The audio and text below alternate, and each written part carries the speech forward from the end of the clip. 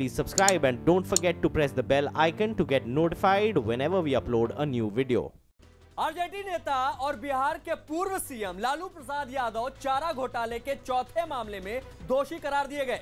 दूसरी बड़ी खबर, जबकि पूर्व सीएम जगन्नाथ मिश्र को मामले में बरी कर दिया गया है। लालू की सजा पर बहस 21, 22 और 23 मार्च को होगी।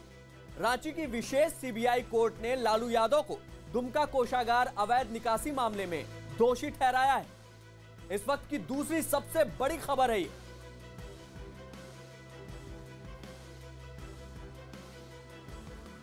आरजेडी नेता और बिहार के पूर्व सीएम लालू प्रसाद यादव चारा घोटाले के 6 में से चौथे मामले में दोषी करार दिए गए हैं, जबकि पूर्व सीएम जगन्नाथ मिश्र को मामले में बरी कर दिया गया है।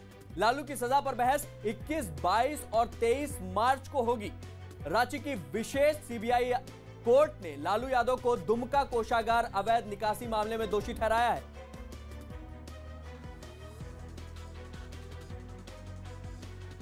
तो रहता है सबको, राहत मिलेगी ना भी नहीं मिलेगी, मिलेगी भी, सबको मन में रहता है। देखिए अब तो कानून जो कहता है तो मानना पड़ेगा। किसको सजा देगा, किसको निर्दोष साबित करेगा, तो अदालत के बात है। निर्दोष लोग दोषी माने जा रहे हैं। चीफ मिनिस्टर वहाँ पटना में बैठ करके जिला की अवैध निकासी को कैसे देखें? वहाँ डीसी है, वहाँ अफसर है, सीएजी है, सब ने नहीं देखा। चीफ मिनिस्टर का कसूरवार कैसे हो जाएंगे? और एक आदमी पत्र लिखा और उस पर ऑर्डर हुआ, तब पत्र वाला षड्यंत्र से बड़ी हो गए। उस पर ऑर्डर करने वाला कैसे दोषी हो गए? इन लोगों के मन में प्रश्न उठ रहा। आज हो कल हो हम दोष मुक्त साबित होंगे। आज हो कल हो, यहाँ हो वहाँ हो, हम दोष मुक्त साबित होंगे, क्योंकि हमारा कोई गुनाह नहीं है। लालू यादव एक बार फिर से दोषी करार दिए गए हैं चारा घोटाले के एक मामले में, लेकिन आरोप ये परिवार का हमेशा से रहा है लालू यादव के कि आप लोगों ने उनको फंसाया है। भाई तो न्यायपालिका है ना, वही न्यायपालिका बेल पर आपको रखा ना, तो उसी न्यायपालिका में जाते ना कि हुजूर हमको तो फंसा रहा है, हम तो संपत्ति जो बनाए थे ना वो बिजनेस किए थे, हम धंधा उंधा करके हम किए थे, कौन रोक रहा था? न्यायपालिका जाते। भाई इस ढंग का अनर्गल आरोप, ये न्यायपालिका लोकतंत्र का तीसरा स्तंभ है, उस पर कम से कम इकबाल पर सवाल मत नहीं खड़ा करना चाहिए। और आदरणीय लालू जी सामाजिक न्याय के आंदोलन में जेल गए हैं क्या? दलितों को मंदिर में प्रवेश के लिए, अति पिछड़ों के हक के हिस्सेदारी के लिए, आखिर की धर्मनिरपेक्षता की रक्षा के लिए, किस बात के लिए? इसका मतलब साफ है कि आपने जो संपत्ति सृजन किया है वह घोर राजनीति में अपराध किया, जिसका नतीजा भुगतना पड़ रहा है। लेकिन इसका कहीं भी असर, जो आप लोग का आरोप रहा है उसमें कहीं भी असर नहीं दिखा है इस बार के चुनाव में। भाई चुनावी असर से क्या लेना देना होता है? कोई भ्रष्टाचार शिष्टाचार होता है क्या? अगर राजनीति में भ्रष्टाचार शिष्टाचार है तो मुबारक हो उनको।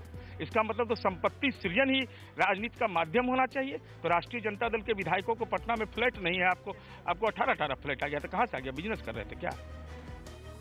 इस बड़ी खबर पर हमारे साथ जुड़ चुके हैं रांची कोर्ट से भुवन किशोर और पटना से चंद्रमोहन कुमार। सबसे पहले चंद्रमोहन आपके पास पहुंचना चाहेंगे। चंद्रमोहन, इस समय क्या माहौल है और इस सजा के सुनाए जाने के बाद वहां का माहौल कैसा था?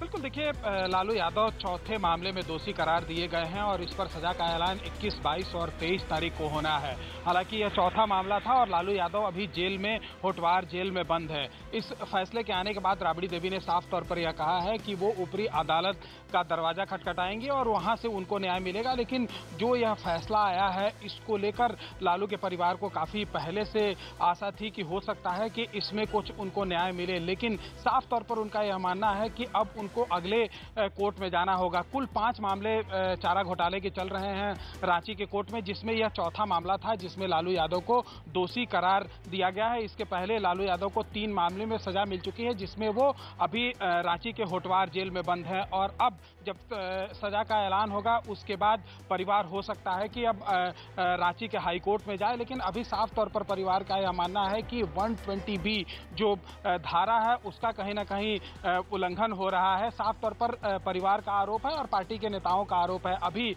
जब विधानसभा शुरू होने वाला था उस समय भी इसको लेकर राजद और जेडीयू के नेताओं के बीच में नोकझोंक भी हुई थी कि लालू यादव को इस मामले में फंसाया गया है। हालांकि जेडीयू का साफ तौर पर यह आरोप है कि कहीं किसी को कोई फंसाया नहीं गया है और जब इस पूरे मामले की जांच शुरू हुई उसके बाद भुवन किशोर के पास चलते हैं, रांची कोर्ट के पास जो मौजूद हैं। भुवन, इस मामले में 21, 22 और 23 को सजा सुनाई जानी है, जिसमें 22 को लालू की सजा सुनाई जा सकती है, उस पर बहस हो सकती है।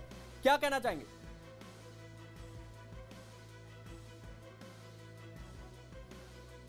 भुवन, देखिए, जिस तरह से सीबीआई की विशेष अदालत ने ये फैसला सुनाया है उसके बाद कहीं ना कहीं लालू प्रसाद के लिए मुश्किलें जरूर पड़ गई हैं और ये चौथा मामला है चारा घोटाला का जिसमें लालू प्रसाद दोषी पाए गए और उस पर सजा का ऐलान जो है इस केस में वो 21, 22 और 23 को सजा के बिंदु पे सुनवाई होगी और इस दौरान कोर्ट ये फैसला सुनाएगा। तो कहीं ना कहीं ये आज की जो कोर्ट का जो आदेश हुआ है वो एक अहम फैसला कह सकते हैं क्योंकि इस केस में जो 31 आरोपी ट्रायल फेस कर रहे थे उसमें कई बरी भी कर दिए गए और लालू प्रसाद दोषी पाए गए हैं। हमारे साथ यहाँ पे विष्णु शर्मा जी हैं जो कि फॉर्डर स्कैम के लंबे समय से केस को देख रहे हैं।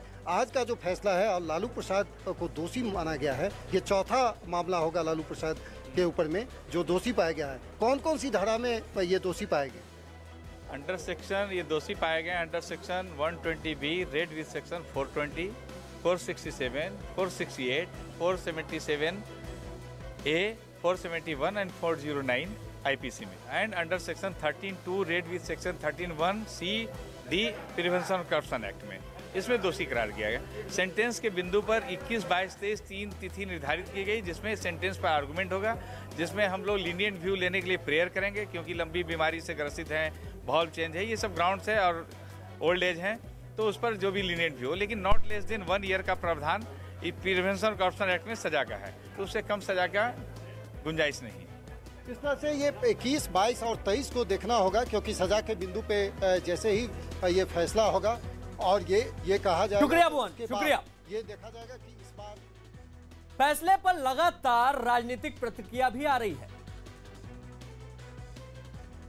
शक्ति जी, आज लालू यादव को एक और चारा घोटाले के मामले में दोषी करार दिए गए हैं। देखिए, चौथी बार हमें झटका मिली है।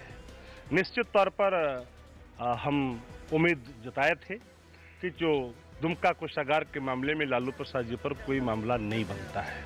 ऐसे तो यूँ तो जो हमारा देश का संविधान का आर्टिकल 20 वो एक कहता है कि एक व्यक्ति को एक सजा के लिए बार बार सजा नहीं दी जा सकती एक जुर्म के लिए। तो आपके ऊपर अलग अलग केस देखा जा रहा है, अलग अलग सजा मुकर्रर की जा रही है, यह कहीं न कहीं कई चीज़ों को बयां करती है। चूँकि हाईकोर्ट जो निचली अदालत का फैसला है, हम ऊपरी अदालत में जाएंगे। निराशा मुझे जरूर लगी है लेकिन हम हिम्मत नहीं हारने वाले लोगों में से हैं। लालू प्रसाद जी के सिद्धांत और विचारों को मानने वाले लोग जो गांव और पगडंडियों में हैं, इन सभी खेलों को समझ रहे हैं और इस खेल को समझने में कुछ बचा हुआ भी नहीं है। इसलिए मेरा मानना है कि देश के उच्चतम न्यायालय, उच्च न्यायालय सब बना हुआ है, वहाँ तक हम इन चीज़ों को ले जाएंगे। आपका कहीं ना कहीं आपके बातों में इशारा विपक्षी दल पर है। तो राज्य को राज्य में रहने दीजिए। पूरा बिहार देश जान रहा है कि विपक्ष का रोल इस पूरे मामले में क्या रहा है, कौन इंटरवेनर थे, किन किन लोगों ने क्या क्या किया है, कौन व्यक्ति थे, कैसे क्या हुआ, सबको पता है। तो खोल दीजिए ना राज को राज रहने दीजिए। जनता से पब्लिक है, सब जानती है। दरअसल झारखंड में चारा घोटाले से संबंधित 5 केस थे और 5 में लालू जी अभियुक्त थे। 4 में अब तक सजा हो चुकी, 1 का फैसला भी आना और बाकी है। 1 मामला भागलपुर ट्रेजरी की लूट का बिहार में है। अब तक जितने फैसले चारा घोटाले में है, सब में लालू प्रसाद जी दोषी पाए गए। स्पष्ट है कि वह किस तरह से राज करते थे। वह अपने शासन में कहते थे कि मुख्यमंत्री यानी राजा, और राजा की हर बात कानून होती है, यानी संविधान से कोई उसका ताल्लुक नहीं। अब यह सवाल तो कांग्रेस से पूछा जाना चाहिए कि इस तरह की लूट कौन करता था, कौरव करते थे या पांडव? जिस गुरु के से उन्होंने दीक्षा लिया था, जगन्नाथ मिश्रा, उनकी भी दुर्गति उनके साथ हो गई। अगर लालू जी उनके साथ नहीं लिए होते और उनके पद चिन्हों पर नहीं चले होते, जिस तरह से भ्रष्टाचार के आरोप में के खिलाफ में जयप्रकाश जी के लाइन पर हम लोग चले थे जो हम लोगों को दूसरी आज़ादी कहते हैं, अगर उस लाइन पर चले होते तो लालू जी देश के बड़े नेताओं में से एक होते। लेकिन दुर्भाग्य है कि लालू जी ने ऐसा गलत रास्ता चुना जो कांग्रेसी पैटर्न पर अपनाए हुए थे। और परिणाम उनके सामने दिखाई दे रहा है कि 3-3, 4 केस में उन्होंने दोषी हुए। अब लगता है कि जितनी सजा जोड़ के देखी जाए तो जिंदगी भर वो जेल से नहीं निकल पाएंगे।